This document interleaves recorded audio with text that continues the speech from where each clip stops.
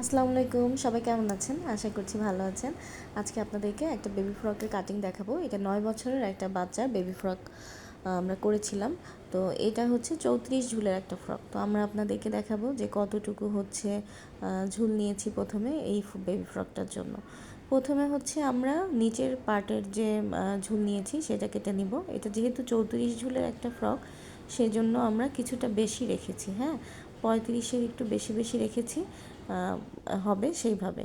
তবে প্রথমে কিন্তু আমরা ১২ ইঞ্চি মাপ ১৩ ইঞ্চি থাকবে সেইভাবে কেটে নিয়েছি। তো ১৪ ঝুলের বডি রাখার পরে মানে ১৩ থাকবে, সেখানে দেখেন আপনারা ১৩ থেকে আমরা নিচের পার্টটুকু কেটেছি যে যতটুকু থাকবে, এবং ৩৬ ইঞ্চি রেখেছি যেখানে ২ ইঞ্চি ভাঁজের ভিতর চলে যাবে এবং ফ্রকটা ৩৪+ থাকবে।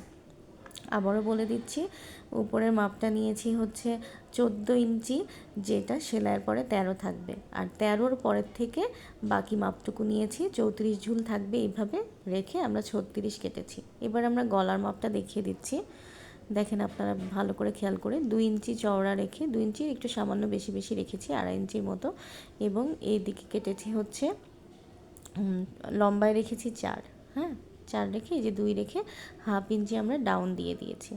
এবার পুট রেখেছি ৪ ইঞ্চি। এবার আবার এই যে বগলের মাপটা ৫, বগলের মাপটা কিন্তু ৫ রেখেছি আমরা, বারবার দেখিয়ে দিচ্ছি।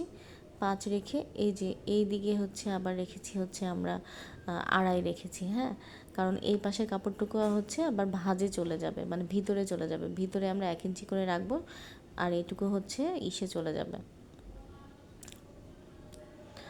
চেনের ভিতরেও চলে যাবে।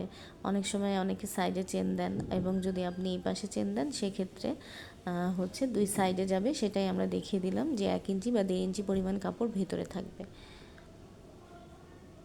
এইবার আমরা পেছন পার্টের কাটিংটা দেখাবো।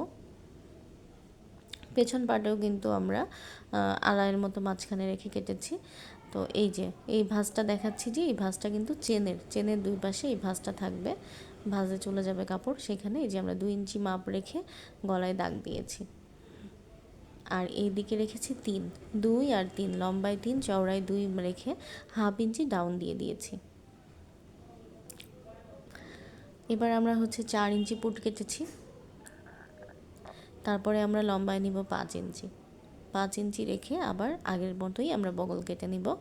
এই সাইডে রাখবো হচ্ছে ৩ ইঞ্চি রেখে, ওইটুকু কিন্তু যে এক্সট্রা কাপড়টুকু আছে ওইটা বডির ভিতরে চলে যাবে, এবং 1/2 ইঞ্চি দিয়ে আমরা ডাউন দিয়ে হচ্ছে বগলটা কেটে ফেলবো। যেটুকু ভিতরে যাবে সেটা আমি কিন্তু ভাঁজ দিয়ে দেখিয়ে দিলাম।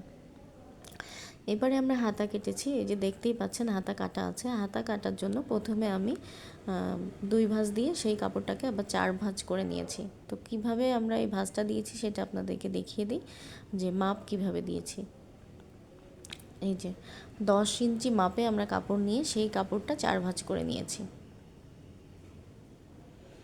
আর হ্যাঁ, এই যে ১০ ইঞ্চি, আর লম্বার দিক থেকে রেখেছি ৮, হাতার মাপটা রেখেছি ৮ ইঞ্চি। এবার নিচে বগলের দিকে আমরা ৩ ইঞ্চি ডাউন দিয়ে দিয়েছি, মানে ৫ ইঞ্চি রেখে ওইখানে বাকিটুকু ৩ ইঞ্চি ডাউন দিয়ে আমরা ওখানে কেটে নিয়েছি।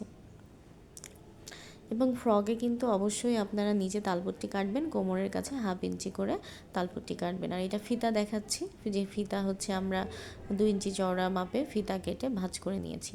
তো ফিতার ভাঁজটা দেখেন, ফিতার যে লম্বার মাপটা ঠিক করবেন যে ঝুলের থেকে ২ ইঞ্চি কম থাকবে।